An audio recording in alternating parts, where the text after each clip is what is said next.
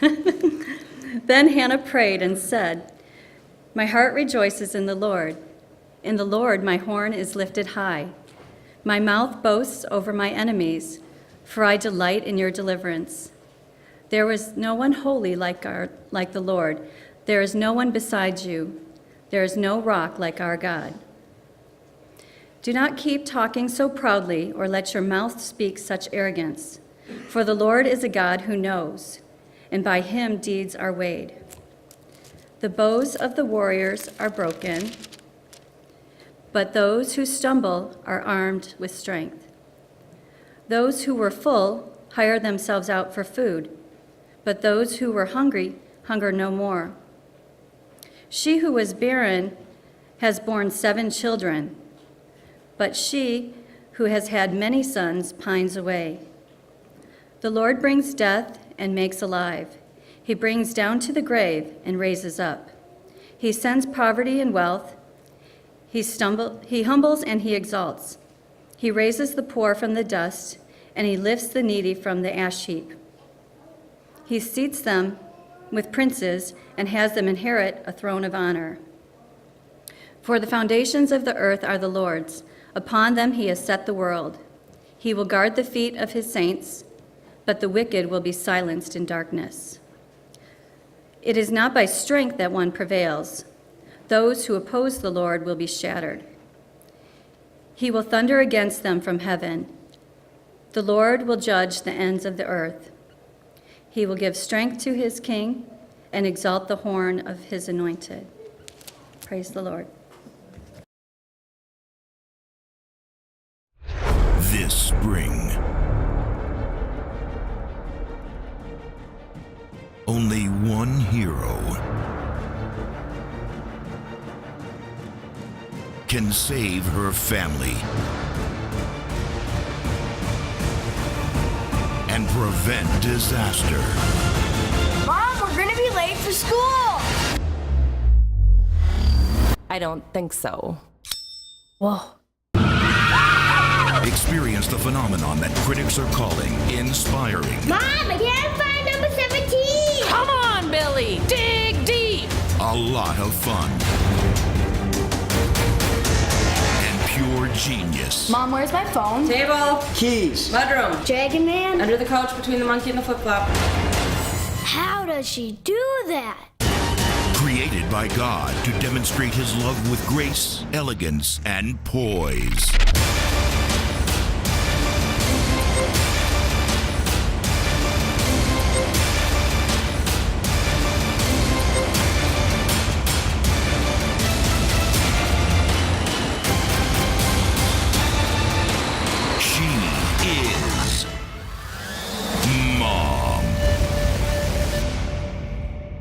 Hey, honey, have you seen my butane torch?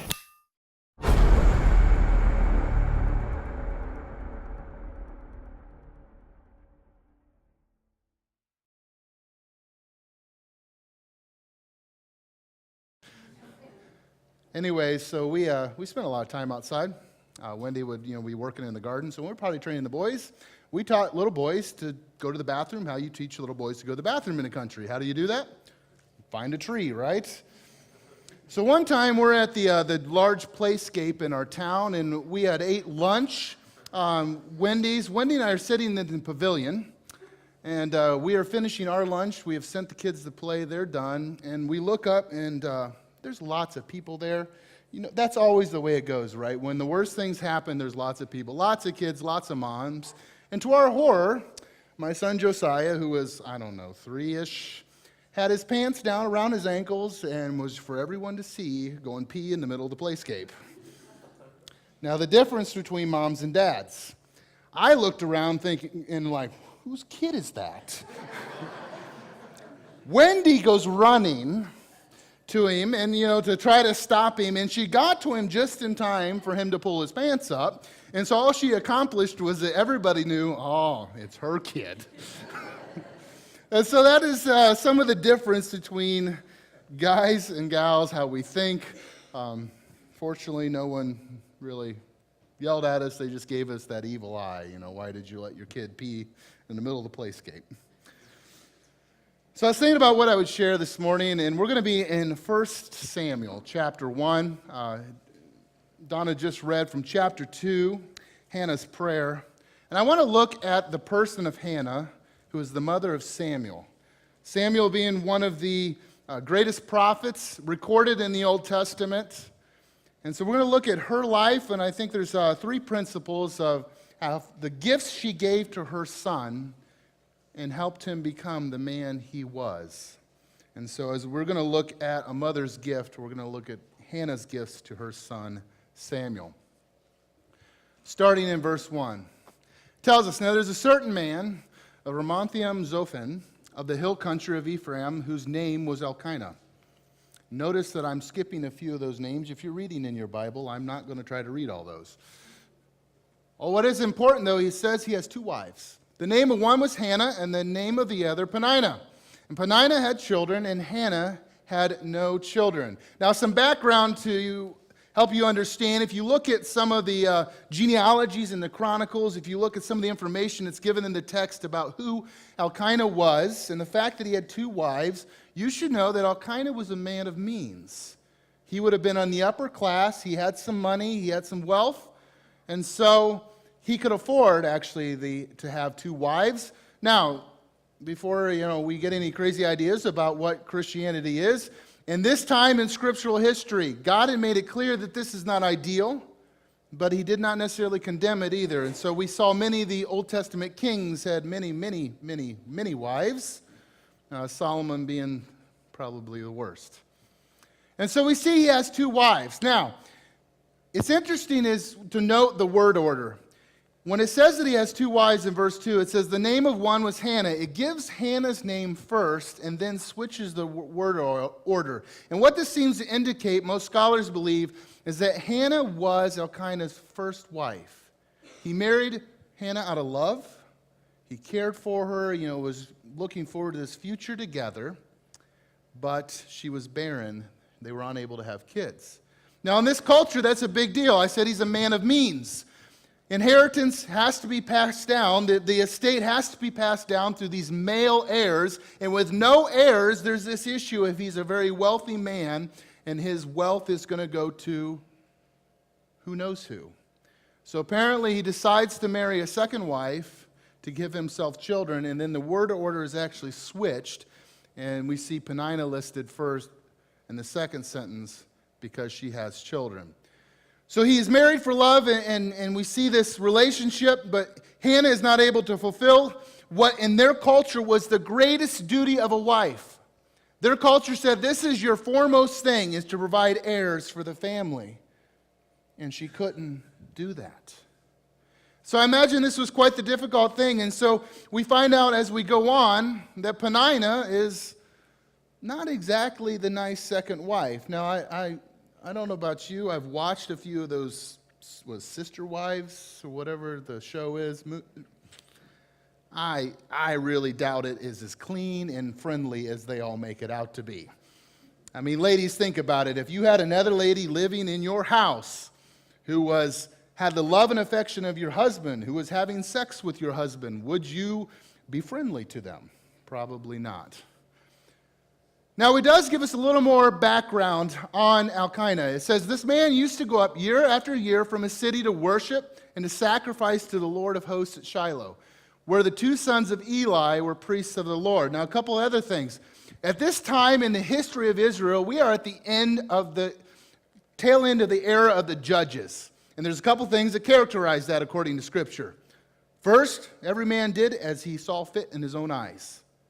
Now, you think about what does that look like? If we all did what we wanted to, it would be chaos.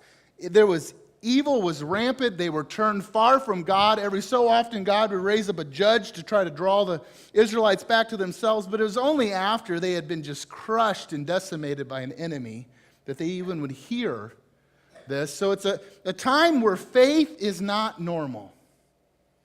And it's also a time where the voice of God seems to be markedly absent. But here we see this family where Elkanah is doing his duty. He is still practicing his faith, and he's going up to Shiloh. Now, the 2 sons of Eli, if you look elsewhere in Scripture, they were corrupt. They were screwed up, and God ended up pouring out his wrath because of their immorality in the priesthood. So this is the picture we have of the environment, but we still see Elkanah going up year after year, as was required by the law, to offer up his sacrifices, to exercise his faith. On the day when Elkanah sacrificed, he would give portions to Peninnah, his wife, and to her sons and daughters. But to Hannah he gave a double portion because he loved her, though the Lord had closed her wound. So here's the deal. When they would go up for sacrifice, there was kind of a portion of the meat that was for the sacrifice. There was a portion that would be set aside for this feast meal. And so the best thing we can think of an equivalent, think family gatherings. This is like Thanksgiving or Christmas meal. This is a big deal every year. They're excited. This is where everyone gets together. But there's one problem with that. Now, when you get together with your family, if there are any tensions within your family, is it better or worse at family gatherings? It gets worse, right? We usually have the stuff. Now, and my family's just the same. I can remember some good knockdown, drag-out fights when I was growing up. So, Grandma had 6 kids, and they didn't always get along. But what we see here is this going up, and they're having dinner. And so the portions will be given out, and Elkanah's trying to help Hannah feel good. He's giving her like a double portion, like, hey, make her feel good. But still, she's sitting there knowing that she can't have kids and watching while her husband's wife has all these portions delved out. All of her kids are gathered around. So she's surrounded by all this family that's really not hers. And then it tells us, in her rival, Peninnah, used to provoke her grievously to irritate her because the Lord had closed her womb. As if it's bad enough that this is a hard time, Peninnah takes Hannah at her most vulnerable hour and decides to start poking it and making sure she realizes, you know what? God, your husband's favor, the favor of the community is not on you because you cannot have kids. But look at me. Look at the Lord's blessing. And so it would be just this detrimental thing. And Hannah is really struggling. And it says this went on year by year. As often as she went up to the house of the Lord, she used to provoke her. Therefore, Hannah wept and would not eat. So do you get this picture? So as this goes on, and she's making little comments under the table, and she's getting her upset, eventually Hannah gets so upset that she's crying at the table, and she just won't even eat. Now, Elkanah, being the brilliant man he is, like most of us, tries to fix it. How many women have your husbands try to fix it at just the wrong time? Be honest. We all do it. Guys, I would just tell you, it's not always our job to fix it. Sometimes we just have to listen.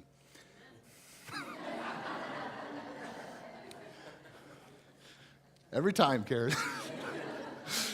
So Elkanah, her husband, says to her, Hannah, why do you weep? Why do you not eat? And why is your heart sad? The literal translation there will be, why is your heart bad? Am I not more to you than 10 sons? Now, not only is Elkanah trying to fix it, Elkanah says something kind of stupid.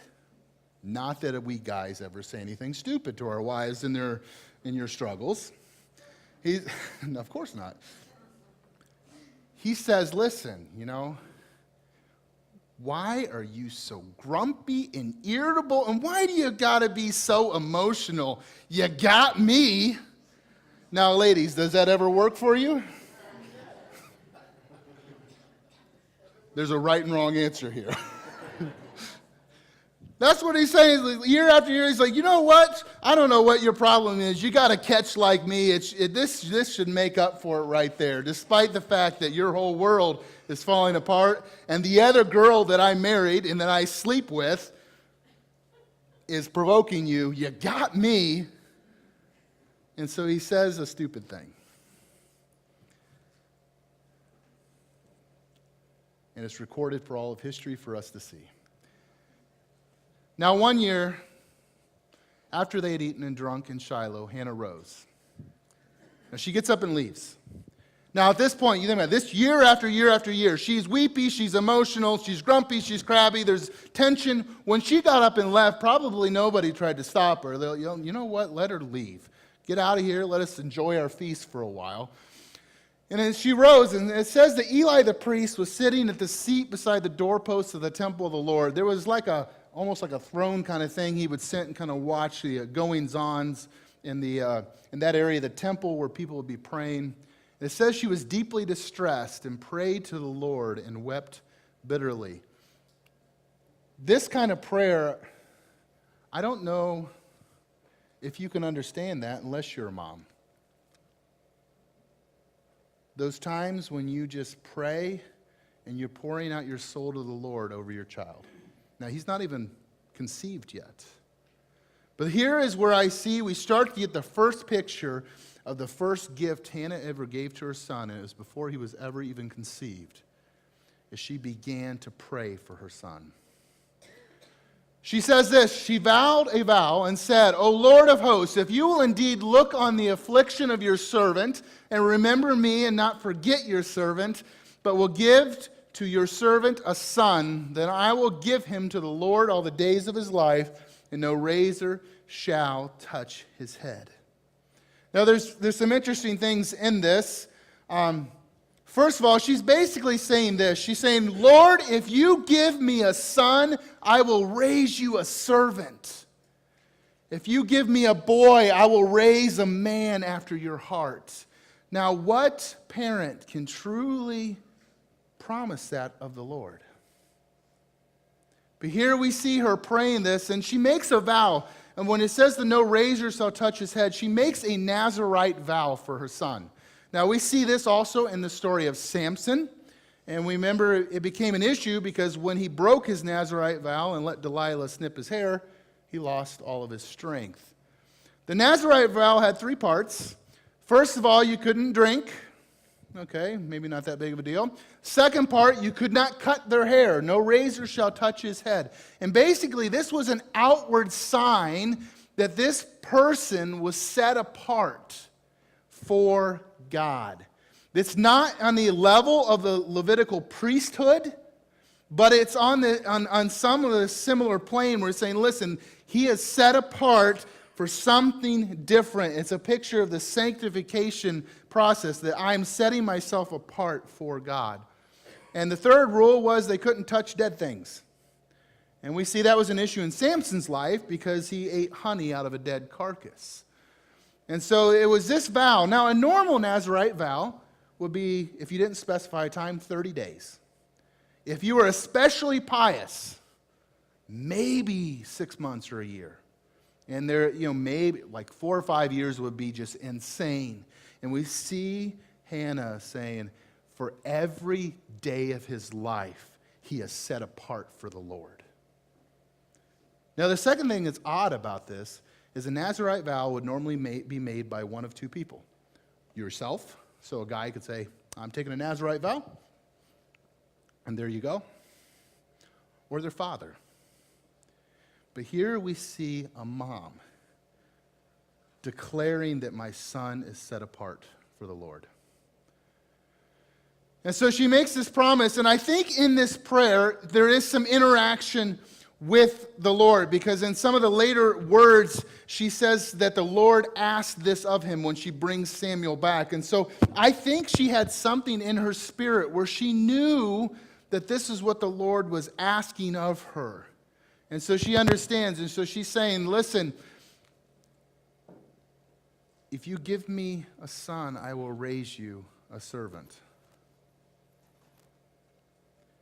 Goes on to say, speaking of the prayer, James 5 tells us that a fervent prayer of a righteous man can accomplish much.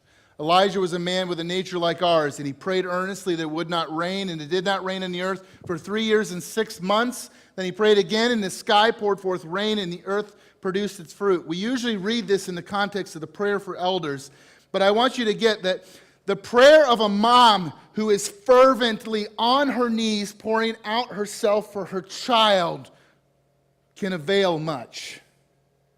And I know there's ladies in this congregation that'll testify to that.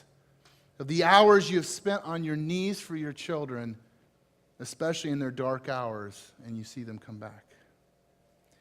And so we see this picture of her praying, and I think this is her first gift, that she prays for her son. But as she was praying, though, as she continued praying before the Lord, Eli observed her mouth. Hannah was speaking in her heart, only her lips moved and her voice was not heard. Therefore, Eli took her to be a drunken woman. Now, to add insult to injury, she's in there pouring out her heart before the Lord, and Eli thinks she's drunk. And then Eli said to her, how long will you go on being drunk? Put away your wine from you. He's basically saying, listen, go sleep off your hangover, get out of the temple. But it's an interesting thing here. We have to understand some cultural context. In the ancient Near Eastern context, I have no idea what's doing, guys.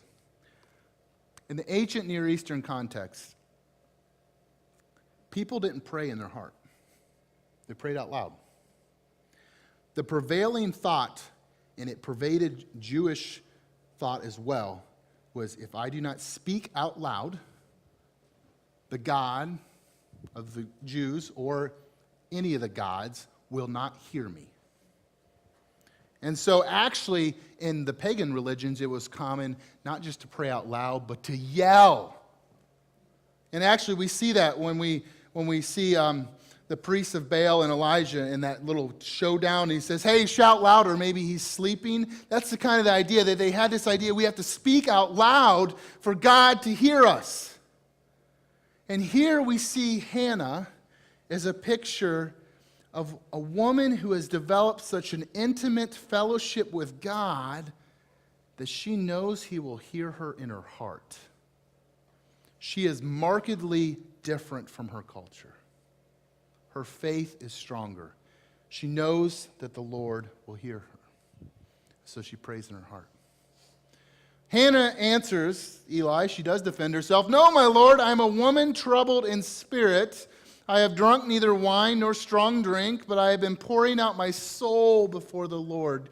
Do you get this picture? She says, do not regard your servant as a worthless woman, for all along I've been speaking out of my great anxiety and vexation. And it's saying, no, I'm not drunk. I'm just broken before the Lord. I'm begging him to do something. Now, Eli, he wasn't the most honorable guy. I have no idea. We'll have to look into that. But Eli speaks a blessing over her. I don't think he even realized what he was doing. Eli answers, says, go in peace, and the God of Israel grant your petition that you have made to him. And she said, let your servant find favor in your eyes. Then the woman went away and ate, and her face was no longer sad. A couple of things. Eli, even though he was not the most honorable man, he had sons that went way awry. He discerned that she was telling the truth, and he basically prayed a blessing, asking the Lord to answer. Now, do you see the faith of Hannah welling up right here? We see her, she goes away, and she eats, and she's no longer sad. She trusts that the Lord is going to answer her prayer. This is not, and I don't think this is the wishy-washy like, well, Lord, if it's your will kind of thing. I think she felt something in her spirit when she spoke, and she hung on to that seed of faith from the Lord, and she said, you know what, he's going to do it. And then she not only believed him, she acted on it. They rose early in the morning, they worshiped before the Lord, then they went back to their house at Ramah, and Elkanah knew Hannah, his wife. She did something about it. She went and slept with her husband. Now, I know we don't normally talk about that, but really, if she believed the Lord and she went home and kept moping and refused to have sex with her husband, she didn't believe the Lord. But she did, and she said, okay, we'll go. And Elkanah knew Hannah, his wife, and the Lord remembered her.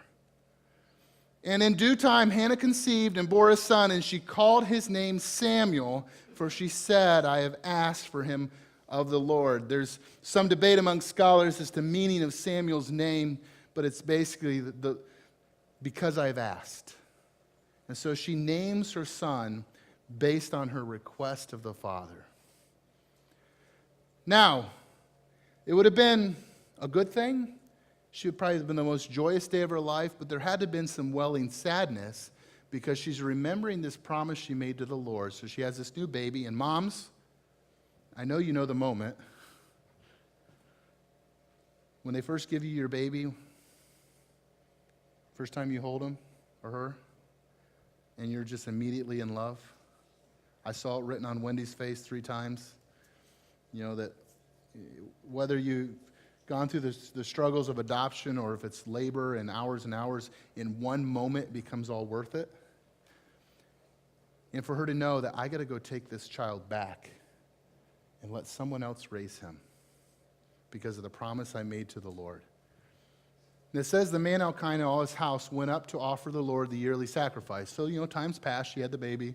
It's time for the new sacrifice and to pay his vow. But Hannah did not go up, for she said to her husband, as soon as the child is weaned, I'll bring him, so that he may appear in the presence of the Lord and dwell there forever. She makes an honest suggestion. She said, listen, basically, if I take him up now, I'm going to have to bring him back home because he's not weaned.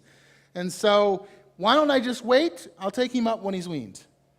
So I don't think there's any hint of her trying to delay the matter. I think she's just an honest, practical suggestion. And this time, Elkanah does the smart thing. Her husband said to her, do what seems best to you and wait until you've weaned him. He said, yes, dear. She makes a good suggestion. And he said, yes, dear, that's a great suggestion. And so he was wise in that. But then he goes on and says this, only may the Lord establish his word. And I think what Elkanah was doing, he was taking the spiritual leadership of his home. So guys, you're not off the hook today. And he said, yes, honey, that is a great idea. But make sure we uphold our end so that the Lord will uphold his. He said, we are still going to follow your vow. So the woman remained and nursed her son until she weaned him. Now there's varying ideas on how long this is. Most scholars agree about 3 years. We think of weaning a child as 1 year. In their culture, about 3. Now, I know there's some cultures today that it's like 6 or 7, and some scholars have pointed that long, but it seems to be that most Jewish culture, about 3 years. It may have been longer, though, because part of the milk of a mother that was considered in Jewish culture was not just the physical breast milk, but also the spiritual milk of training. So it could have been a couple of years longer, and that's where the debate is. But anyway, she had him for a minimum of 3 years. Now think, moms, how often have you thought when your kid, graduates from college or whatever, and you wonder, did I do enough? Think about Hannah. She has 3, 4, maybe 5 years. You imagine the thoughts of, did I do enough? That he'll be set up to be the man he's supposed to be. But when she had weaned him, she took him up with her, along with a 3-year-old bull, an ephah of flour, and a skin of wine. And she brought him to the house of the Lord at Shiloh. And the child was young. Then they slaughtered the bull, and they brought the child to Eli. Here we see, as they go up, can you imagine the weight of Hannah's steps? She is going up there to leave her son, to not bring him back home. I imagine each step was an act of obedience as they walked closer and closer to Shiloh. Samuel's hand firmly in hers. And maybe he's laughing, giggling. We know the things 3-year-olds old do. Maybe he's getting into trouble as they go along. And she's thinking how I would love to have him getting in trouble a month from now at home. But they walk along, and here we start to see the second gift that Hannah gives her son. They brought an offering. They go up to worship. And she is acting in obedience. I think the second gift Hannah gives her son is she puts her faith on display. She allows him to see her acts of worship. She allows him to see her obedience. I think sometimes as parents, I'm guilty of this, we try to shield our kids. Right? We don't want them to think about the hard stuff we deal with as adults. But sometimes the deepest thing they need is just simply to see our faith at work in our lives. And oftentimes I think we underestimate how much they really understand. in ministry and in the move up here. When we moved up here, Jacob was 3. And I had no idea how much they really got, my kids got, about God's call in our lives and why we're doing this. He kind of understood it. He's 3. And so she shows her faith, and then they bring the child to Eli. And she goes up to Eli and she says, "Oh, my Lord, as you live, my Lord, I am the woman who was standing here in your presence praying to the Lord. For this child I prayed, and the Lord has granted me my petition that I made to him. Therefore I have lent him to the Lord. As long as he lives lent to the Lord." She worshiped the Lord there. The wording there is a little strange in the original language, but it's basically saying, listen, the Lord asked this of him. She asked me to give him. And so I am bringing Samuel to you. And here I think is where Hannah gives the greatest gift to her son Samuel that she could have ever got. As she would have taken his hand, who was, probably holding on to mom's hand, pried his fingers loose and put his hand into the hand of Eli. Not only was she putting her faith on display, she taught her son that nothing is off the table, including you, when it comes to my obedience to God. The greatest gift she ever gave. I imagine that as Samuel grew up and reflected on his mother's faith, it would have burned in his mind that his mom withheld nothing from the Lord. And Samuel would go on to be a man who would hear the voice of God, who would speak for God, who would call a nation back to the King of Kings, and he would serve God like none other had done for so long. And it started with a mom who prayed for her child, who put her faith on display and told God, there is nothing I will withhold from you. So I think what God would say to you, moms, whether you're mom as in the biological sense, you're a spiritual mom, you're mentoring someone, do you, for those entrusted to your care, he would call you to pray for them. He would call you to put your faith on display and show them a faith that nothing is held back.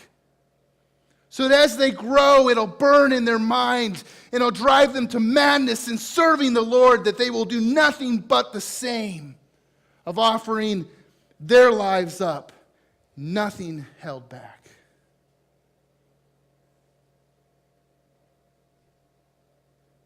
And we see a beautiful psalm that Donna just read. She is praising God. So in her obedience and what had been probably one of the most painful releases of her life, she turns around and she worships the King of Kings because he is worthy. Let's pray.